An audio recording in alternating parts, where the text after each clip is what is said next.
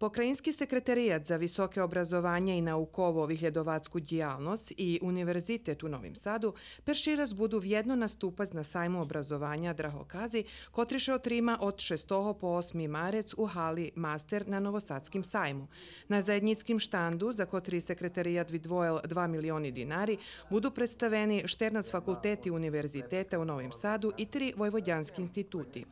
Profesor dr. Zoran Milošević, pokrajinski sekretar za visoke obrazovanje i naukovo vyhľadovackú djelnost, hvarel na nješkajše iz Hacki za novinaroh, že 54% keljo vidvojene za materijalni troški fakultetoh zvekšane na 70, a teraz už i na 80%.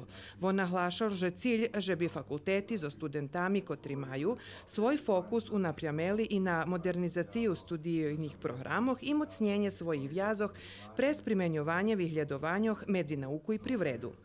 Akcent sajma obrazovanja na dualnim obrazovanju, na možljivostoh unapredzovanja i rozvivanja sotrudnictva obrazovnih institucijoh i privredi i na možljivosti realizovanja takoho obrazovanja u školoh.